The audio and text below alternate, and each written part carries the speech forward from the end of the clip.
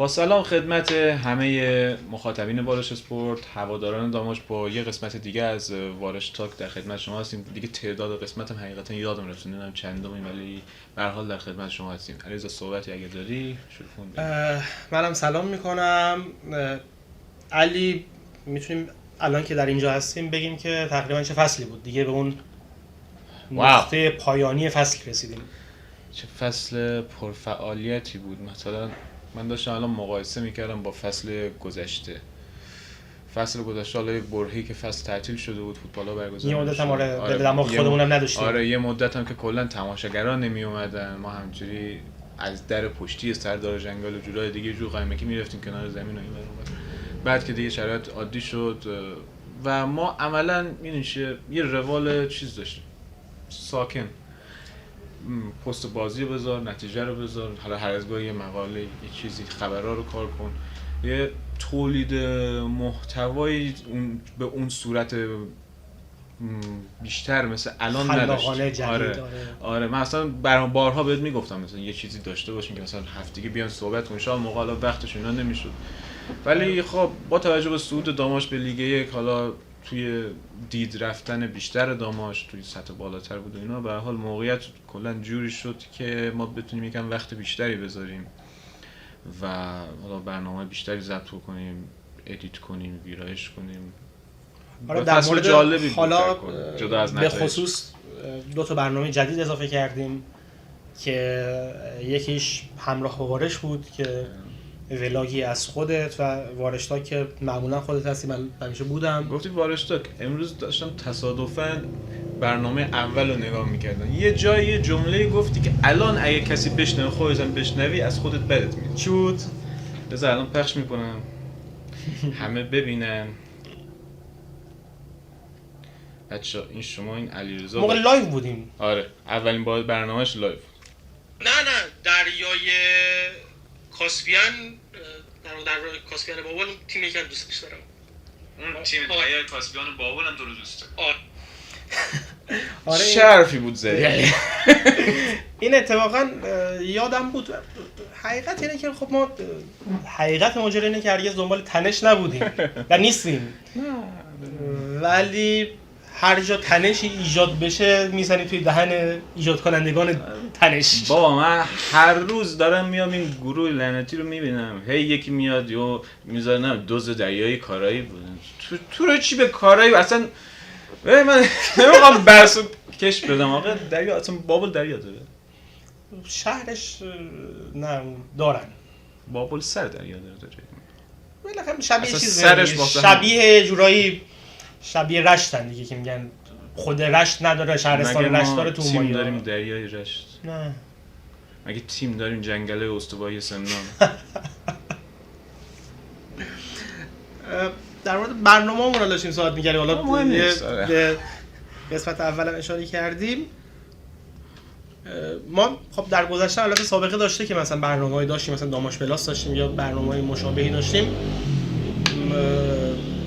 واقعا هنوز به شخصه برای من روشن نیست که بعد از اینکه این فصل به پایان برسه این برنامه‌ها قرار به چه شکلی باشن، ولی چیزی که تقریبا قطعاً راجعش مطمئنم اینه که اون فرم وارش تاک قطعاً تغییر میکنه. حالا یا برنامه دیگه ای جایگزین این برنامه‌ای که الان داره پخش میشه یا حالا اینو مخاطبا میتونن بنویسن که نظرشون در مورد این برنامه و ولاگ‌های تو چیه. ولاگ هم اگه یاد باشه اولش ایده خیلی خام بود. آره یه روز قبل بازی گفتی تو میخوای به جای اینکه مثلا سلام گل بگیری اینجوری این چیزا رو بگی، گفتم از من خودم به فکر همین چیزایی آره که یک در واقع روایتی داشته باشه به جای اینکه صرفا یک سری ویدیو باشه. آره و خب استقبالم شد ازش. ممنون از هرکی که استقبال کرده. من خودم یه سری قسمت‌ها رو شاید بیشتر دوست داشتم، یه سری قسمت‌ها رو مخصوصا حالا یه سری بازیایی که خوب نتیجه نگرفتیم کمتر، ولی خب من سعی نمی‌کنم اصلا. ببین یه چیزی اگه بخواد موفق باشه یه چیزی بخواد ادامه پیدا کنه نمیتونه همیشه یکسان باشه چون خسته کننده میشه. بعد میگه وارشتاک و روالش عوض کنیم، منم موافقم. اصلا کلا اگه یه چیزی بتونیم بهش اضافه کنیم که بهتر بشه خوبه. منم حتما اگه همراه با وارش رو بتونم چیزی بهش اضافه کنم که از چیزای قبلش بهتر باشه، نگن هر قسمت وای همش همینه همش همونه، این چیزا نباشه قطعا. یه خورده البته بحث چیزام هست دیگه، یه خورده لیمیت هم داریم دیگه. حالا هم لیمیت در حد در گفتارهامون یه چیز نگیم، یه کسی بر نخوره، 4 تا حرف نزنیم، داستانی بیش نیاد. من که اهمیت نمیدم. من که در نهایت کات میکنم. همش تقصیر نصف این چیزا. من الان یه سری چیزای گذاشته بودم همه رو این کات کرده. حالا همش تقصیر وگرنه من زنگا رو به علی نمیزنم، به من میزنم. بعد اصلا علیرضا یه فتیش خاصی داره روی گلرها، اینا اصلا میگه به اونا نباید حرف بزنی. کلا نباید خب حرف زد. گل میشه به گل فلان. البته علی هم حرف نمیزنه، شوخی داره میکنه. یعنی اون چیزایی که پشت دوربین هم میگن من زیاد در واقع باش موافق نیستم. حالا چه برسه که خب بلند باشه. یعنی بعضی از افراد میبینیم که هر از گاهی این کارا میکنه از تیمای دیگه، خب زیاد واقعا جالب نیست. ما شخصیتمون نمیخوره این کار. آره. عرضم به خدمت شما که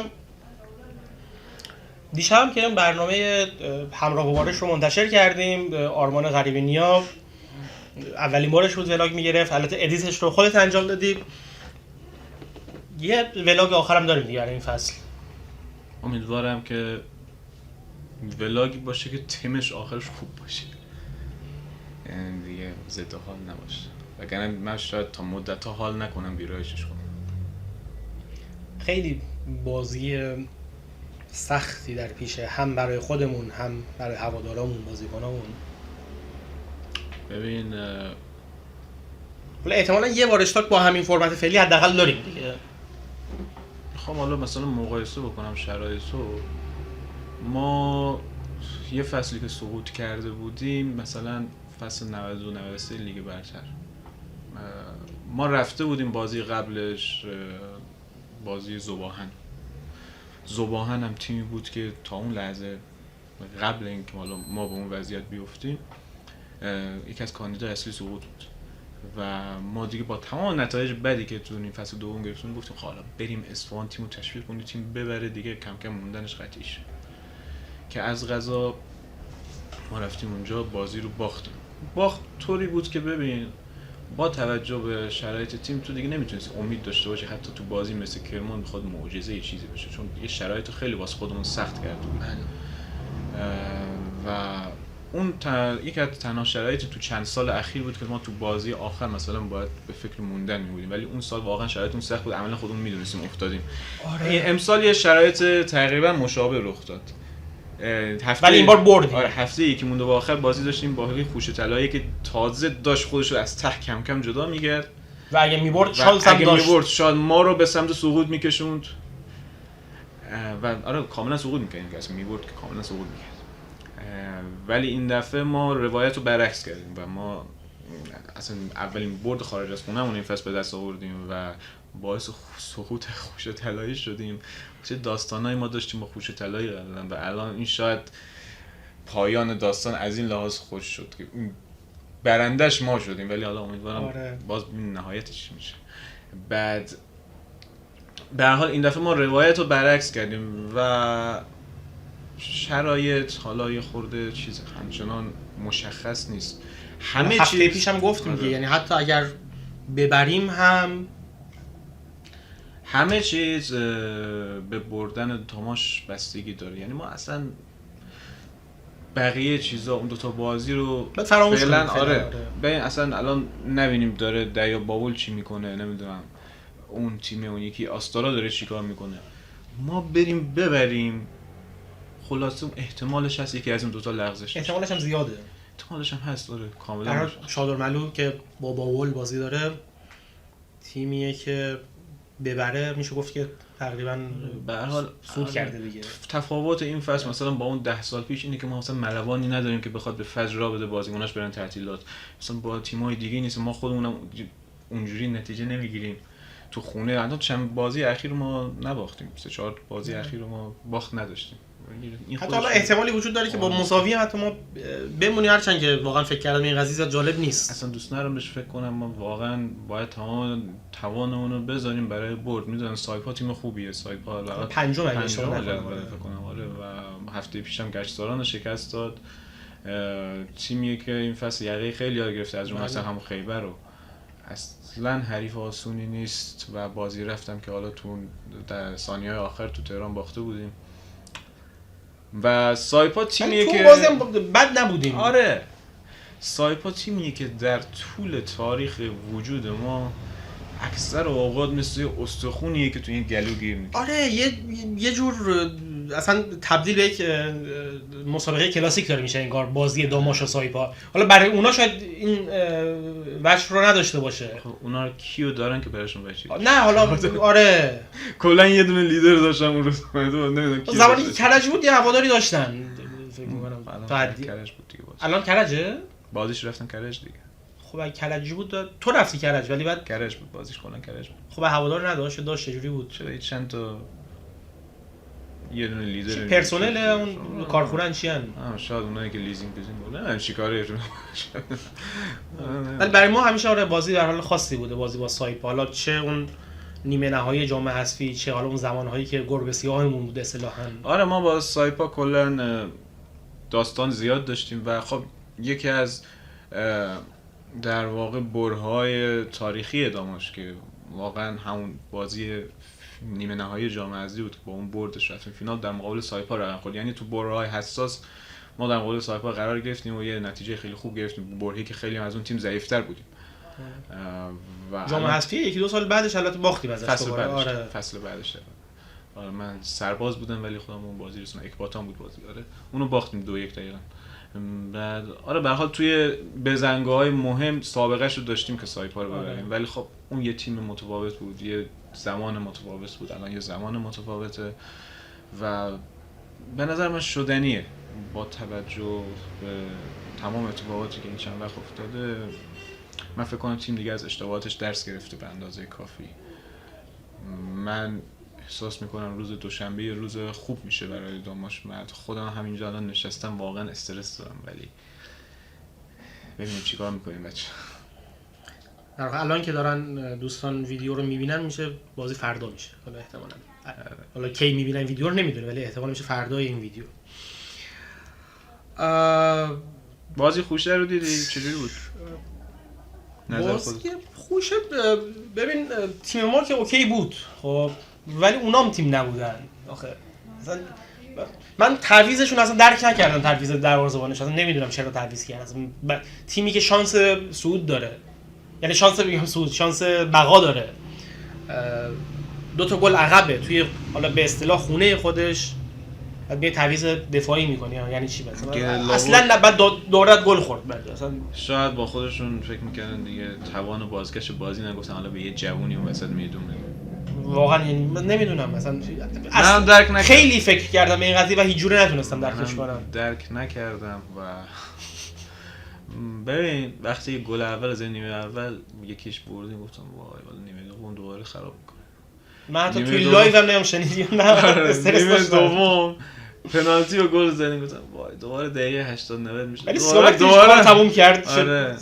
پنالتی خوبی هم زد. خب کاش از اول پنالتی همون می‌زد.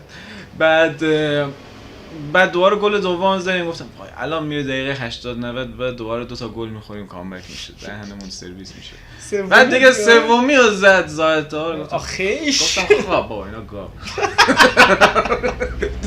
حکایت اون کلیپ بوده چیزه یکی پسره داشتی که تشویق میکرد، پسره داشت توپا رو این مثلا میخواد میزد به بیرون تو یک گل کوچیک، گفت ماشاءالله پسر ماشاءالله ببین الان اینو گل میکنه اینو میزه برو بابا تو آخرش.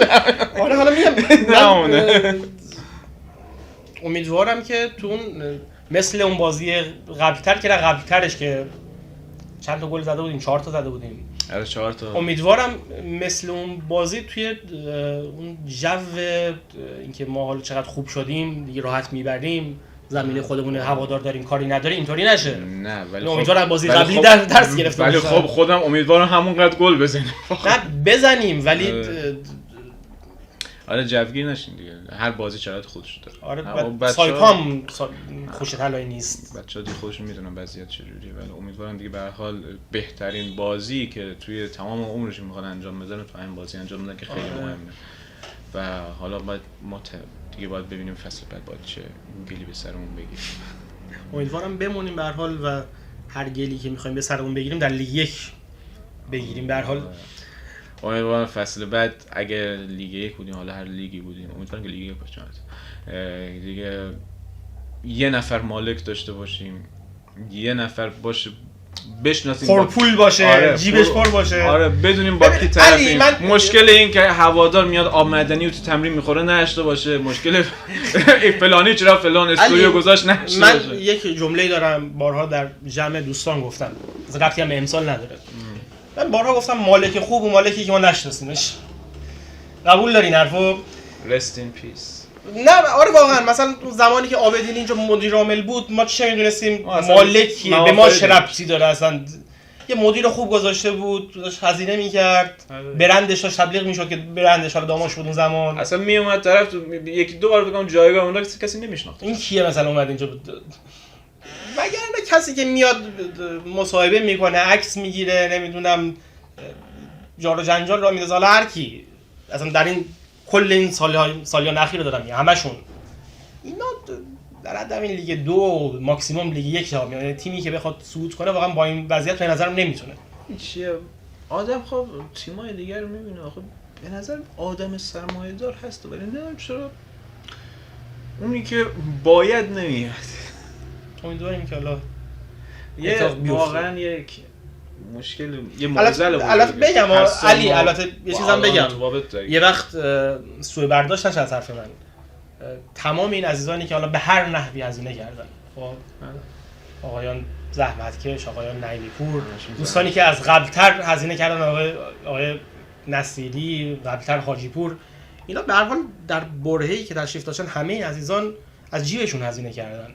حالا درسته که خودشون هم شاید لذت برده باشن از اون فضا، ولی به هر حال هزینه کردن. هزینه‌ها کم هم نبوده. تو اصلا بگو 1 میلیارد، 2 میلیارد، 3 میلیارد، اینا به هر حال نقطه مشترکشون میدونی چیه؟ چی؟ نقطه مشترکشون میدونی چیه؟ همشون با یک فاجعه رفتن، یعنی مثلا با یه اتفاق بد رفتن تا اون جایی که ممکن. آره. یعنی یه خروج خوب نشاد، فقط مثلا نصیری خیلی عادی رفت. بعد اینکه تا حدی آره مثلا تیمو آورد لیگ 2 دیگه راحت واگذار کرد به آقای زحمتکش. بقیه همیشه حالا یه جر و بحثی یه چیزی پیش میومد. آقای حاجی پور هم که میدونیم دیگه چه اتفاقاتی افتاده. ولی خب از حق نگذاریم تو یه اون برهایی که هر کدومشون در برهای خودشون خوب عمل کردن. آره برهایی که تو لیگ 2 بودیم واقعا به لحاظ مدیریتی و به لحاظ مخارج تیم به اون صورت مشکلی نداشت، حداقل 2 فصل اولش. آره. حتی همین آقای نعیمی‌پور به هر حال هزینه کرد دیگه، همین حالا نیم فصل دوم به هر حال هزینه کرد. نمیگم خیلی آنچنانی و فلان بودا، ولی به هر حال صفر نبود دیگه. یعنی دستمون اینور اونور به اون صورت دراز نکرد. حالا درسته بودجه‌ای هم اومد. آره یه تغییر موضوعای یهویی داد. حالا نمیدونم حالا اینا کیا باش صحبت می‌کنن. اینا رو بهتره که حالا بسپریم به افکار وارش تاکی اگر باقی بود حالا در آینده میتونیم راجعش صحبت کنیم. آره. ولی به هر حال دم همگیشون گرم. امیدواریم اگر هم قراره هر کدوم از این عزیزان در آینده هم باشن با جیب پرپول باشن. واقعا الان دیدی دیگه، الان مثلا لیگ برتر بودجه‌های 500 میلیاردی و نمیدونم اینطوری سقف تعیین. حالا لیگ 1 هم یه تیمی که خواد صعود کنه تقریبا باید تو مایه تیم لیگ برتری باشه دیگه، از نظر قوا و بودجه و ساختار و همه چیز. 100% فقط صعود کردن نیست که موندن مهمه. آره. و خب الان مثلا فکر می‌کنم تیم خیبر مگه کم خرج کرد؟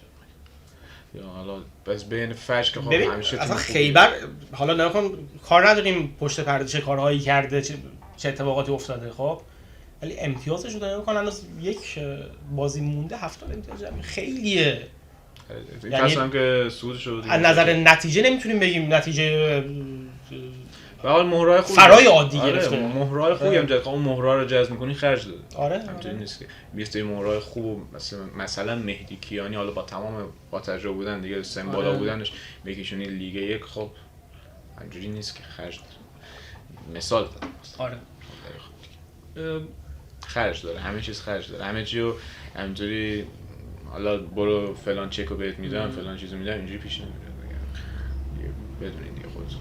در پایان این که حالا تو که البته در طول برنامه گفتی که امیدواری به موندن در لیگ یک، ولاگ رو میخوای چیکار کنیم؟ ویژه برنامه داری دیگه به نوعی دیگه، به هر حال دیگه حسن دیگه ختام سعی می‌کنم یه چیز خیلی خوب در بیاد. امیدوارم نتیجه مثبت باشه که چیز بهتری برای دیدن باشه.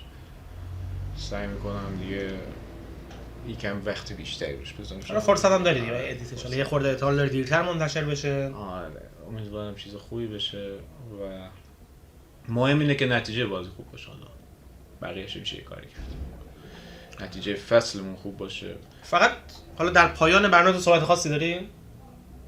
فعلا چیزی بزنم. من فقط جا داره که تشکرم بکنم از هوادارایی که به صورت داوطلبانه تو این 2 هفته گذشته در سطح شهر تراکت‌های مختلفی چاپ کردن، پخش کردن. حالا فرقی نداره تراکت‌های بارش اسپورت بوده، تیفوسیا بوده یا هر پیج دیگه بوده، اصلا تراکتش مهم نیست. نفس کار بسیار مهمه، ارزشمنده که شما از وقت خودتون، از پول خودتون، از جیب خودتون هزینه کنید و کاری رو که باشگاه موظف انجام بده رو شما بیاین انجام بدید.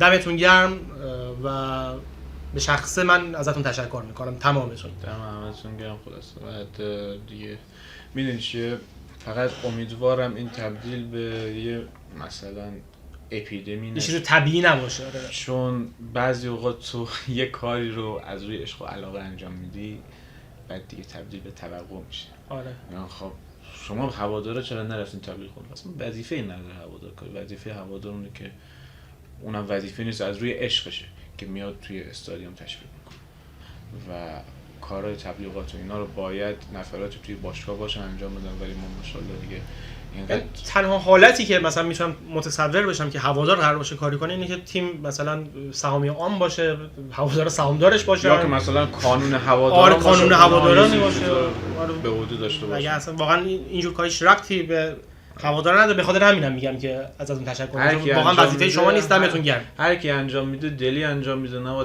مثلا وظیفه تصور کنین هیچ کدومتون. هر کی اونایی که وظیفه‌شونه باید وظیفه خودشونو بدونن که نمیدونن متاسفانه.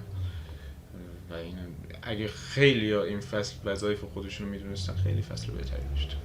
امیدوارم به هر حال فصلی که انواع حواشی رو توش داشتیم به هر حال نمیتونیم بگیم به خوبی، ولی به هر حال با فاجعه به پایان نرسه. آره دیگه خوبی چی اصلا؟ خوبی که معنا نداره واقعا. لیگ یک موندن خوبی نیست که. میگیم فقط از فاجعه. اصلا ببین من حالا تمام ایراداتی که داشتیم به کنار، اصلا اون بنری که واقعا توی ورزشگاه زدیم از اولش بود کجا برگشت؟ مگه ما قرار بود برگردیم لیگ یک که پرقدرت برگشتیم؟ شاید با خودشون داشتن پیش بینی ما برگشتیم لیگ برتر بود. با خودشون داشتن پیش بینی می‌کردن پرقدرت برگردیم لیگ دو، ولی امیدوارم پیش بینیشون رو خنثی کنیم باشن. اون بنر رو به نظرم باید آتیش زد واقعا. اون اصلا باید حذف شه و اون تفکر فراموش شه. لیگ یک جایگاه ما نیست، هیچ لیگ پایینی جایگاه ما نیست. انقدر اونجا موند پوسیده شد، هی سر یه بازی یه تیم دیگه میآوردنش پایین، بعد دوباره اینا سر بازی دانش میکشیدن بالا، میآوردن پایین میکشیدن بالا، این گلی شد و پاره شد. نه اصلا شعارش خیلی شعار بی خودیه واقعا. کجا برگشتیم؟ هر بار برگشتیم لیگ برتر. اون موقع دمتون گرم آره بزنید. ما اصلا این یه طرح‌های اولیه ما برمیگردیم و که مجید مرزی میزد اصلا بعد اینکه از لیگ برتر افتاده بودیم داغ شد. بله کی گفته ما برگشتیم به لیگ یک مثلا میادگاهمونه اصلا چیزونه مدینه فاضله‌مونه. این هوادارایی که یه خورده قدیمی هم نمیخواد باشن، همسن سال خودمون حالا باشن و خودمونم ما ادعا نداریم همچین قدیمی هستیم، ولی یادشونه مثلا داماش تیمی بود که در بدترین حالت خودش مدعی صعود از لیگ یک بود همیشه. بابا مثلا داماش میافتاد یه فصل نهایتا میموند، فصل بعدش میافتاد یه فصل والا میموند، فصل بعدش میاد. اون فصلی هم که میموند و تو پلی آف بود یا دوم بود یا سوم بود، ما همیشه اون بالای لیگ یک بودیم. به این شرایط زیاد عادت نداریم. اصلا من واقعا حالا اون مربی سرمربی حریف بازی قبل گفته بود که امیدوارم اون فیلم بازیتون رو آتیش بزنید. من واقعا دوست دارم خاطرات این فصل رو آتیش بزنم تو ذهنم، یعنی اصلا میخوام تصور کنم که این فصل وجود نداشته واقعا. خاطرات 10 سال اخیر آتیش بزنم. نه خب نکن 10 سال اخیر واقعا، حالا دقیقاً نمیتونم بگم 10 سال، ولی به غیر از امسال همیشه هر لیگی بودیم مدعی بودیم. یعنی اون 3-4 سالی هم که زمان حاجی پور بود دیگه بدی نبودیم حتی. دو فصلی که قبل حاجی پور بود اونجا که فاجعه بود. دوران آقای قلی زاده. اونا ما دارن آتیش زد از دوران آقای عبدالله مرغوب جسارت نشه. جدیدن البته مرغوب اومده بود دیگه، حالا اون قبل‌تر شد. اون دوران آقای مرغوب، اون دوران که مرغوب اصلا نمیدونم میگفتن نمیدونم رابطه بین مدیر عامل و کادر فنی سمت‌های عجیب غریب میزنن. نه خود مثلا جمله رو تصور کن، رابطه بین مدیر عامل و کادر فنی یعنی چی؟ یعنی مدیر عامل به کادر فنی میگه چیکار کنه؟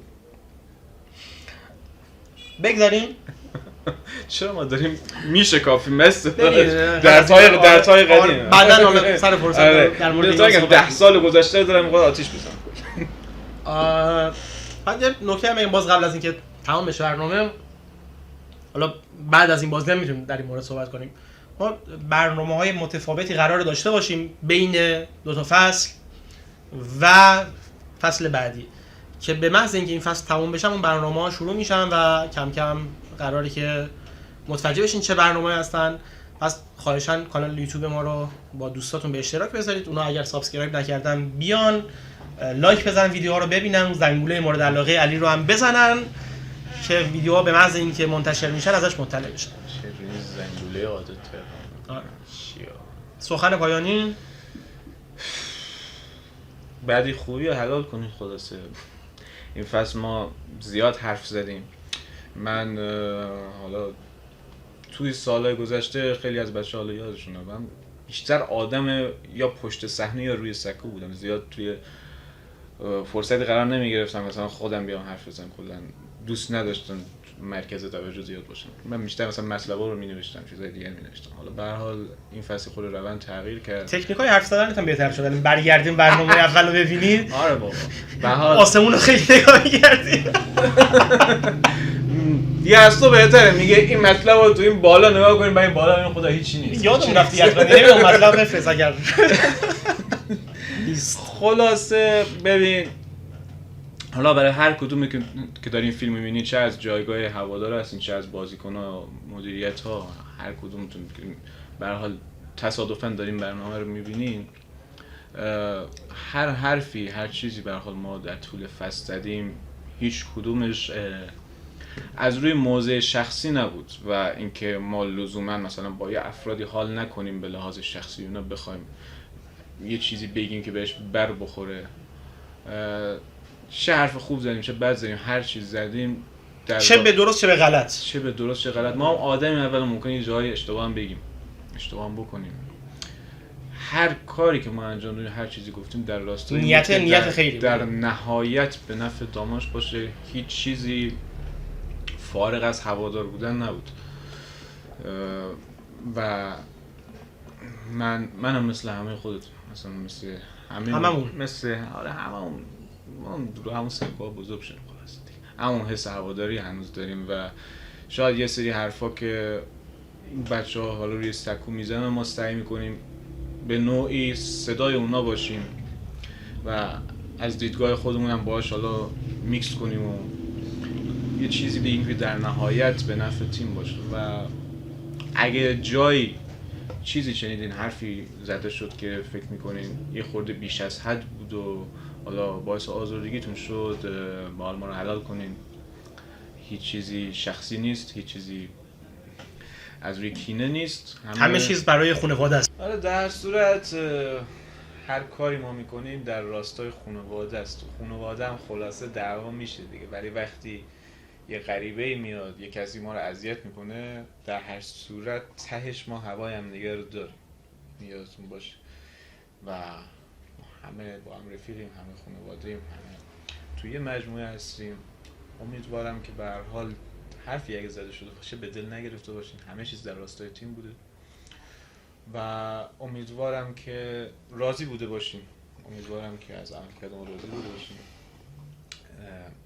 ما به هر حال تمام تلاشمو سعی کردم بکنم، حالا چه با خنده و شوخی چه قسمت‌های تلخی که داشتیم و اینا همه جزوی از هواداری و جزوی از حمایت از این تیم بود.